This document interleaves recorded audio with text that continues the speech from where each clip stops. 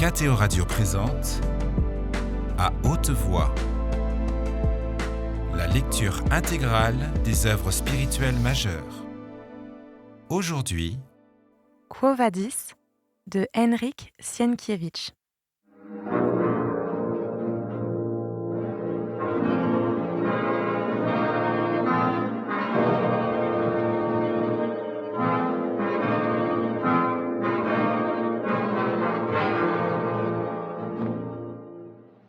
Du côté de Rome, déferlaient sans cesse de nouvelles foules composées d'hommes, de femmes et d'enfants, augmentant la confusion et les lamentations.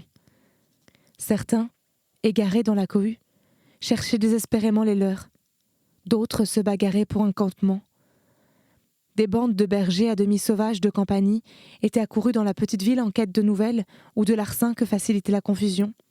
De ci, de là, des esclaves de tout pays et des gladiateurs se mirent à piller des maisons et des villas de la ville et à se battre avec les soldats qui prenaient la défense des habitants.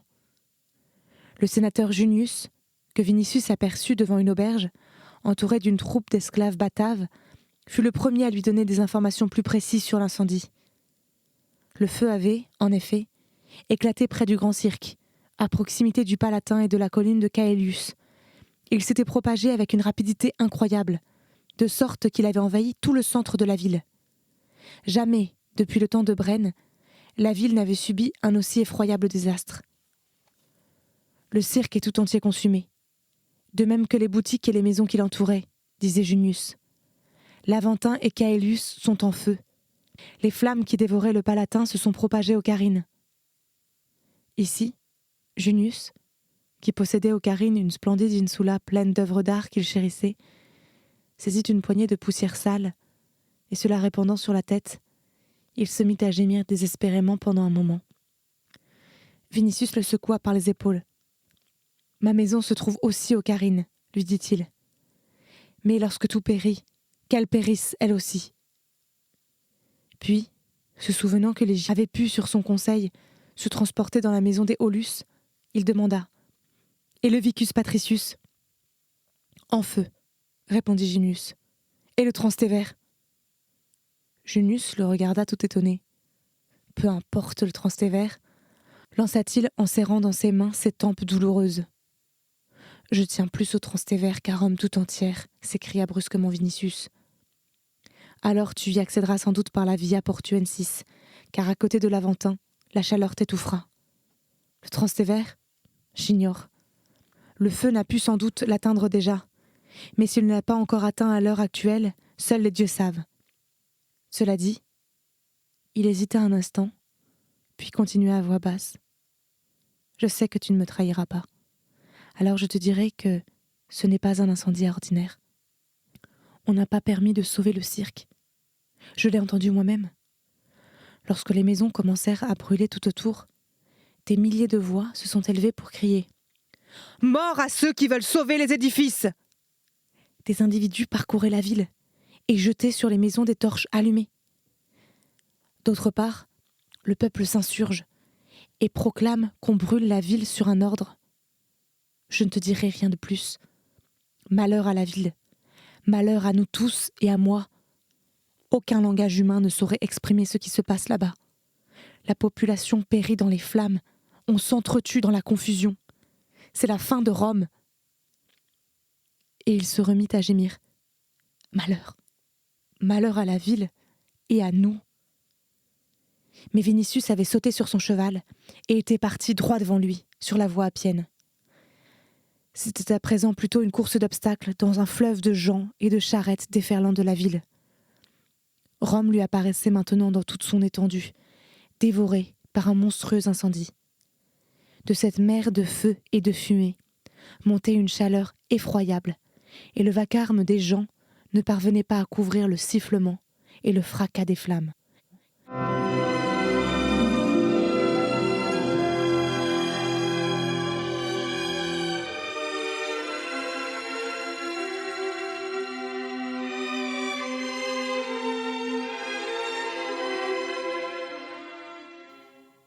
À mesure que Vinicius se rapprochait des murs de la ville, il s'apercevait de plus en plus qu'il avait été plus facile d'atteindre Rome que d'y pénétrer.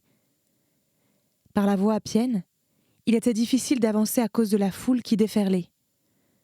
Les maisons, les champs, les cimetières sur les deux côtés de la voie étaient devenus des lieux de campement. La porte d'entrée du temple de Mars, juste à côté de la Porta Appia, avait été défoncée par la foule, désireuse d'y trouver un refuge pour la nuit. Dans les cimetières, on prenait possession de grands tombeaux et on livrait pour eux des combats sanglants. Ustrinum, avec son désordre, donnait tout juste un avant-goût de ce qui se passait au pied des murs de la ville même. Tout respect de la loi, de la fonction publique, des liens familiaux, des différences sociales avait cessé. On voyait des esclaves rouer des citoyens de coups. Des gladiateurs, ivres de vin pillé à l'emporium, parcouraient en bande, avec des cris sauvages, les campements en bordure des routes, dispersaient les gens, les piétinaient, les dépouillaient. Une multitude de barbares, mis en vente dans la ville, s'étaient évadés des baraquements. L'incendie et l'anéantissement de la ville étaient pour eux tout à la fois et la fin de la servitude et l'heure de la vengeance. Aussi, lorsque la population établie dans la ville, voyant tous ses biens dévorés par les flammes, tendait de désespoir les mains vers les dieux, implorant un secours, se ruait-il avec un rugissement de joie sur les gens, arrachant leurs vêtements de leur dos et enlevant les jeunes femmes. Les esclaves qui servaient depuis longtemps à Rome, les miséreux qui n'avaient rien d'autre sur leur corps qu'un pagne de drap autour des hanches, d'effroyables individus que l'on ne voyait presque jamais le jour dans les rues et dont il était difficile d'imaginer leur existence à Rome, s'étaient joints aux barbares. Cette foule, composée d'Asiatiques, d'Africains, de Grecs, de Thraces, de Germains et de Bretons, hurlant dans toutes les langues de la terre, sauvages et déchaînés, se laissait aller à un débordement frénétique, pensant que le moment était venu de prendre une revanche sur les années de souffrance et de misère. Au milieu de cette foule houleuse, dans la clarté du jour et de l'incendie, scintillaient les casques des prétoriens, sous la protection desquels se mettaient les habitants plus paisibles, et qui, par endroits, devaient frapper sur la racaille en fureur. Vinicius avait vu dans sa vie des villes conquises, mais jamais ses yeux n'avaient regardé un tel spectacle. Où le désespoir, les larmes, la douleur, les gémissements, une joie sauvage, la folie, la rage et les débordements se mêlaient en un chaos infini. Au-dessus de cette cohue démente, ondoyante, grondait l'incendie. La ville la plus grande du monde flambait sur ses collines, envoyant dans la confusion son souffle ardent et recouvrant tout de fumée, au-dessus desquelles on ne voyait plus l'azur du ciel. Au prix d'un effort surhumain, le jeune tribun, risquant à tout instant sa vie, arriva enfin à la Porta Appia. Mais ici, il s'aperçut qu'il ne pourrait, par le quartier de la Porta Capena, pénétrer dans la ville non seulement à cause de la cohue, mais aussi à cause de l'effroyable chaleur dont tout l'air vibrait juste derrière la porte. Au surplus, le pont de la Porta Trigemina, en face du sanctuaire de la bonne déesse, n'existait pas encore et par conséquent, pour franchir le Tibre, il fallait arriver jusqu'au pont à pilotis, c'est-à-dire passer à côté de l'Aventin, par une partie de la ville plongée dans une mer de flammes. C'était tout à fait impossible. Vinicius comprit qu'il devait revenir dans la direction du Strinum, là, quitter la Via Appia, traverser le fleuve au-dessous de la ville et gagner la Via Portuensis qui conduisait directement au Transtévère. Ce n'était pas chose facile non plus, en raison du chaos toujours plus grand qui régnait sur la Via Appia. Il fallait sans doute se frayer un passage à l'aide d'un sabre. Or Vinicius n'avait pas d'armes. Il avait en effet quitté Antium tel qu'il était, lorsque la nouvelle de l'incendie était parvenue à la villa de César. Mais, auprès de la source de Mercure, il aperçut un centurion de prétoriens qu'il connaissait, et qui, à la tête de plusieurs dizaines d'hommes, défendait l'accès du temple. Vinicius lui ordonna donc de le suivre, et l'homme, ayant reconnu le tribun et Augustan, n'osa se soustraire à l'ordre reçu. Vinicius prit alors le commandement du détachement, et oublieux pour l'heure des enseignements de Paul sur l'amour du prochain, il avança et écorta devant lui la foule avec une hâte néfaste pour beaucoup, qui n'avaient pas su se ranger à temps. Les malédictions et les pierres pleuvaient sur eux, mais il en avait cure, voulant au plus vite atteindre des endroits moins encombrés. Cependant, il n'était possible d'avancer qu'à grand-peine. Les gens qui avaient déjà installé leur campement ne voulaient pas laisser passer les soldats et maudissaient à voix haute César et les prétoriens. En certains endroits, la foule se montrait menaçante. Des voix qui accusaient Néron d'avoir incendié la ville parvenaient aux oreilles de Vinicius. On menaçait ouvertement César et Poppée de mort. Les cris « Sagno »,« Histrion »,« Matricide » retentissaient tout autour. Certains demandaient qu'on le jetât dans le Tibre, d'autres proclamaient que Rome avait fait preuve d'assez de patience. Il était visible que les menaces pouvaient dégénérer en révolte ouverte qui, si l'on trouvait seulement un chef, pouvait d'un moment à l'autre éclater. En attendant, la fureur et le désespoir de la foule se tournaient contre les prétoriens, qui ne pouvaient encore sortir de la cohue parce que le passage était au surplus encombré des tas de choses sorties à la hâte de l'incendie. Caisses et tonneaux de nourriture, meubles de quelque valeur, vaisselle, berceaux d'enfants, literies, charrettes et litières. Ça et là, on en vint au cou. Mais les prétoriens eurent vite raison de la foule sans défense. Ayant traversé avec peine les voies latines, numiciennes, ardéennes, laviniennes et ostiennes, contourné des villas, jardins, cimetières et temples, Vinicius finit par atteindre un petit village appelé Vicus Alexandrii, à la sortie duquel il franchit le Tibre. Là, il y avait déjà moins de monde et moins de fumée.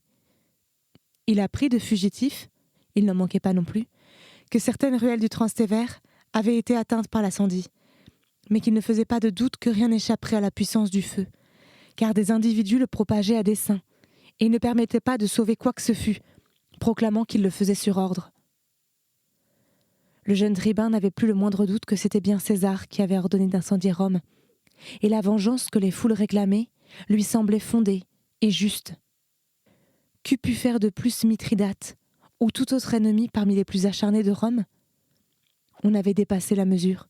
La folie était devenue trop monstrueuse, et face à elle, la vie humaine, trop insupportable. Vinicius pensa aussi que l'heure de Néron avait sonné, que ces décombres de la ville qui s'effondraient devraient écraser et écraseraient le monstrueux Pitre avec tous ses crimes. S'il se trouvait un homme assez audacieux pour se mettre à la tête de la population désespérée, cela pourrait se faire en quelques heures.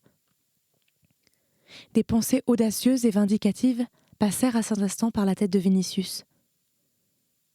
Et si c'était lui, cet homme ? La famille des Vinicius, qui comptait toute une lignée de consuls, était connue dans Rome tout entière. Les foules n'auraient besoin que d'un nom. Une fois déjà, à cause de la condamnation à mort de 400 esclaves du préfet Pedianus Secundus, il s'en était fallu de peu pour que n'éclate une révolte et une guerre civile. Que se passerait-il alors aujourd'hui, face à cet effroyable désastre qui surpassait en horreur presque tous ceux que Rome avait connus au cours de 8 siècles ? Celui qui appellera aux armes les Quirites, se disait Vinicius, celui-là renversera sans nul doute Néron et revêtira la pourpre. Et pourquoi lui, Vinicius, ne le ferait-il pas ? Il était plus vigoureux, plus courageux et plus jeune que les autres Augustins. Néron avait, il est vrai, sous ses ordres, 30 légions postées aux frontières de l'Empire. Mais ces légions, et leurs chefs, ne s'insurgeraient-ils pas à la nouvelle de l'incendie de Rome et de ses temples ? En ce cas, lui, Vinicius, pourrait devenir César. On avait bien déjà chuchoté parmi les Augustins qu'un petit devin avait prédit la pourpre à Othon. Valait-il moins qu'Othon ? Et peut-être que le Christ l'aiderait de sa puissance divine ? Peut-être même l'inspirait-il en ce moment ? Puisse-t-il en être ainsi ? S'exclamait-il en lui-même. Il se vengerait alors sur Néron des dangers encourus par Légie, de son inquiétude. Il instaurerait le règne de la justice et de la vérité. Il propagerait l'enseignement du Christ, depuis l'Euphrate jusqu'aux rives brumeuses de la Bretagne, et en même temps revêtirait de pourpre Lygie et la ferait souveraine de la terre. Mais ces pensées qui avaient jailli dans son esprit comme une gerbe d'étincelles d'une maison en flammes s'éteignirent comme elle. Il fallait avant tout sauver Lygie. Il voyait maintenant le désastre de près, et la peur l'étreignit de nouveau. Et face à cette mer de feu et de fumée, face à cette effroyable réalité, la certitude qu'il avait que Pierre l'apôtre sauverait Lygie tomba complètement. Il fut de nouveau pris de désespoir. Aussi, ayant réussi à atteindre la Via Portuensis qui menait droit au Transtévère, ne se calma-t-il que devant la porte, où on lui répéta ce que lui avaient dit auparavant les fugitifs, à savoir que la plus grande partie de ce quartier n'avait pas encore été touchée par l'incendie, bien que le feu se soit propagé en plusieurs endroits au-delà du fleuve.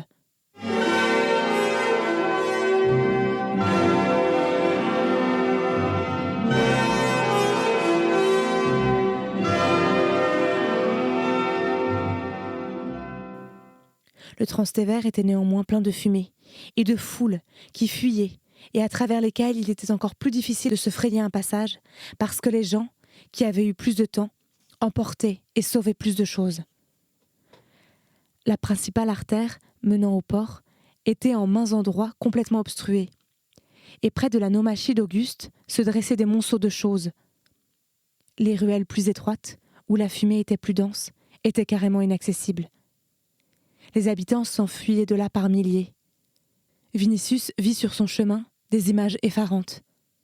Parfois, 2 fleuves humains déferlant en sens inverse se rencontraient dans un passage étroit et se repoussaient réciproquement en se combattant à mort. Des gens se battaient et se piétinaient les uns les autres.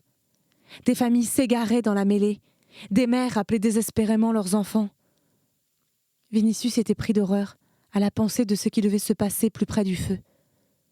Dans ce vacarme et ce tumulte, il était difficile de demander quelque chose ou de comprendre les appels.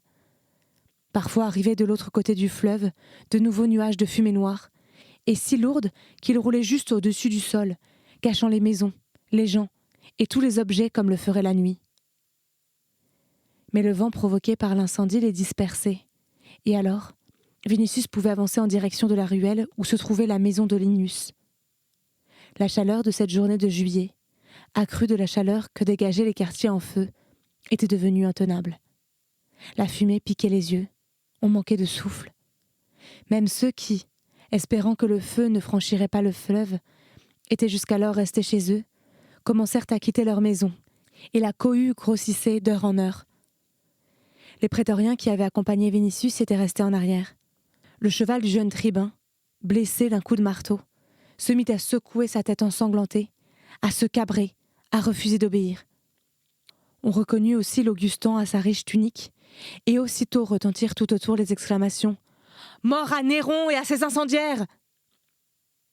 Vinicius se trouva face à un grand danger, car des centaines de bras se levaient déjà contre lui quand, soudain, son cheval effrayé l'emporta, piétinant des gens, alors qu'au même moment survint un nouveau nuage de fumée qui plongea la rue dans l'obscurité.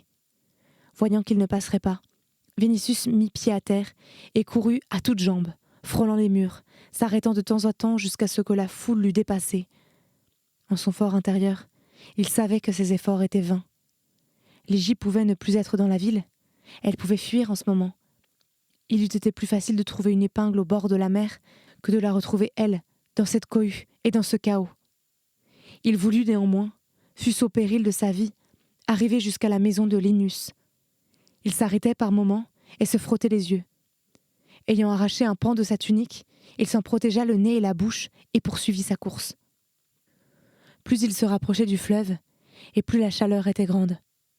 Sachant que l'incendie s'était déclaré près du grand cirque, Vinicius crut au début que la chaleur se dégageait de ces décombres, ainsi que du Forum Boarium et du Velabrum, qui, situés à proximité, avaient dû être pris par les flammes. La chaleur devenait insoutenable. Quelqu'un qui fuyait, dernier fugitif que Vinicius ait aperçu, un vieillard à béquilles, cria « Ne t'approche pas du pont Cestius, toute l'île est en feu !» On ne pouvait plus longtemps se faire d'illusions. Au-delà du Vicus Judaeorum, où se trouvait la maison de Linus, le jeune tribun décela une flamme à travers un nuage de fumée. Les flammes dévoraient non seulement l'île, mais aussi le Transtévère, ou tout au moins l'autre bout de la ruelle où habitait Ligie. Vinicius se souvint que la maison de Linus était entourée d'un jardin, derrière lequel, du côté du Tibre, s'étendait un champ pas très vaste où il n'y avait aucun bâtiment. Cette pensée lui redonna courage. Le feu avait pu s'arrêter devant cet espace vide. Avec cet espoir au cœur, il continua sa course, bien que chaque souffle d'air apportât déjà, avec de la fumée, des milliers d'étincelles qui pouvaient mettre le feu à l'autre bout de la ruelle et couper toute retraite. Il finit pourtant par apercevoir à travers un rideau de fumée les cyprès du jardin de Linus. Les maisons qui se trouvaient derrière le champ désert brûlaient déjà comme des tas de bois. Mais la petite insula de Linus était encore intacte. Vinicius jeta un coup d'œil plein de gratitude au ciel et bondit vers la maison, malgré l'air brûlant. Il poussa la porte entrebâillée et se précipita à l'intérieur. Dans le petit jardin, il n'y avait pas âme qui vive, et la maison semblait, elle aussi, complètement déserte. « Ils ont peut-être perdu connaissance à cause de la fumée et de la chaleur », se dit Vinicius, qui se mit à appeler. « Ligie ! Ligie !» Il n'eut aucune réponse. Dans le silence, on entendait seulement le grondement du feu au loin. « Ligie !» Soudain, lui parvint aux oreilles la voix lugubre qu'il avait déjà entendue une première fois dans ce jardin. Dans l'île voisine avait sans doute pris feu le vivarium, situé non loin du temple d'Esculape, où des bêtes de toutes sortes, dont des lions, rugissaient d'effroi. Un frisson le parcourut des pieds à la tête. Voici que, pour la seconde fois, au moment même où toutes ses pensées étaient tournées vers Ligie, ces voix effroyables retentissaient comme un présage de malheur, comme un sinistre augure. Ce fut toutefois une impression passagère, car le fracas de l'incendie, encore plus effroyable que le rugissement des bêtes sauvages, l'obligeait à penser à autre chose. Ligie n'avait pas, à vrai dire, répondu aux appels. Mais elle pouvait se trouver dans cette maison menacée, évanouie ou étouffée par la fumée. Vinicius s'élança à l'intérieur. Dans le petit atrium obscurci par la fumée, il n'y avait personne. Cherchant à tâtons la porte qui conduisait au cubicule, il aperçut la flamme d'une petite lampe et, s'en approchant, il distingua le lararium, où, au lieu des lards, se dressait une croix au pied de laquelle une veilleuse était allumée. Une idée vint aussitôt à l'esprit du jeune catéchumène. Cette croix lui envoyait cette petite lumière avec laquelle il pourrait rechercher Ligie. Il prit donc la veilleuse et se mit à chercher les cubicules. Ayant repéré l'un d'eux, il en tira la portière et se mit à l'examiner à la lumière de la veilleuse. Mais là non plus, il n'y avait personne. Vinicius était pourtant sûr qu'il était tombé sur le cubiculum de Ligie, car au clou d'un mur étaient suspendus ses vêtements, alors que sur le lit se trouvait un capitium, dessous ajusté, que les femmes portaient à même le corps. Vinicius s'en empara, le porta à ses lèvres, et le jetant sur ses épaules, il poursuivit ses recherches. La maison était petite. Il parcourut donc rapidement toutes les pièces et même les caves. Pas âme qui vive, nulle part. Il était évident que Ligie, Linus et Ursus avaient dû, avec les autres habitants du quartier, chercher un secours en fuyant l'incendie. Il faut donc les rechercher dans la foule, derrière les portes de la ville, se dit Vinicius. Il ne fut guère étonné de ne pas les rencontrer sur la Via Portuensis, car ils avaient pu sortir du Transtévère du côté opposé, en direction de la colline Vaticane. En tout cas, ils avaient tout au moins réchappé du feu. Vinicius en fut soulagé. Il avait vu, il est vrai, les effroyables dangers qui guettaient les fugitifs, mais songeant à la force surhumaine d'Ursus, il reprenait courage.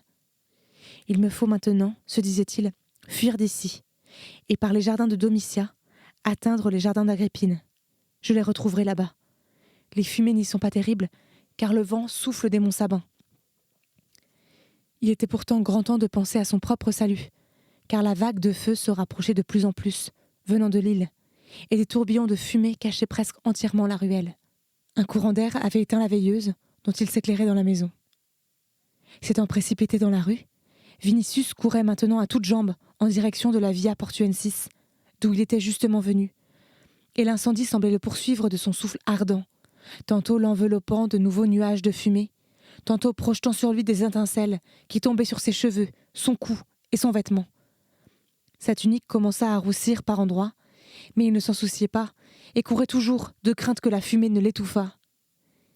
Il avait dans la bouche un goût de brûlé et de suie, une sensation de brûlure dans la gorge et les poumons. Le sang lui montait à la tête, au point que par moments il voyait tout en rouge. Les fumées elles-mêmes lui semblaient rouges. Il se disait alors « C'est le feu même. Mieux vaut me jeter à terre et périr. » La course l'épuisait de plus en plus. La sueur ruisselait de sa tête, de son cou et de ses épaules et le brûlait. N'eût été le nom de Ligie qu'il répétait en pensée, et n'eût été son capitium dont il s'était couvert la bouche, il serait tombé. Quelques instants plus tard, Il ne reconnaissait plus la ruelle dans laquelle il courait. Il perdait peu à peu conscience, se souvenant seulement qu'il devait courir car Ligie, que l'apôtre Pierre lui avait promise, l'attendait en rase campagne. Et soudain, il fut saisi de l'étrange certitude, à demi fiévreuse, semblable à une vision d'agonie, qu'il allait la voir, l'épouser, puis qu'il mourrait aussitôt après. Il continua pourtant de courir, comme un homme ivre, titubant d'un côté de la rue à l'autre. Tout à coup, quelque chose changea dans le monstrueux brasier qui englobait l'immense ville. À tous les endroits où le feu avait jusqu'à présent couvé seulement, une mer de flammes avait visiblement jailli, car le vent avait cessé d'apporter des fumées, alors que celles qui s'étaient accumulées dans les ruelles avaient été chassées par le souffle violent de l'air surchauffé. Ce souffle projetait maintenant des millions d'étincelles, ce qui fait que Vinicius courait, comme dans un nuage de feu. En revanche, il voyait mieux devant lui, et au moment presque où il allait tomber, il aperçut le débouché de la ruelle, et cette vue lui redonna des forces. Ayant passé l'angle, il se trouva dans une rue qui conduisait à la Via Portuensis et au champ Caudétan. Les étincelles cessèrent de le poursuivre. Il comprit que, s'il parvenait à atteindre la voie du port, il serait sauvé, même s'il perdait la connaissance. Au bout de la rue, il vit comme un nuage qui en cachait le débouché. « Si c'est de la fumée, pensa-t-il, alors je ne passerai pas. » Il courut, à bout de souffle. En chemin, il jeta sa tunique, qui, touchée par les étincelles, commença à le brûler comme la tunique de Nessus, et il poursuivit sa course, nu, ayant seulement sur la tête et sur la bouche le capitium de Ligie. De plus près, il vit que ce qu'il avait pris pour de la fumée était un nuage de poussière, de lui parvenaient des voix et des cris humains. « La racaille pille les maisons », se dit-il. Il courut pourtant dans la direction des voix. C'étaient tout de même des hommes qui pourraient le secourir. Dans cet espoir, il se mit, avant même d'être arrivé vers eux, à appeler de toutes ses forces au secours. C'était À haute voix, une émission de KTO Radio. Aujourd'hui, Quo Vadis. Lecture, Marie Rambaud. Captation et réalisation, Gustave Schlicht et Thibaut Dagalier. Une émission disponible en podcast sur ktoradio.com ou sur l'application KTO Radio.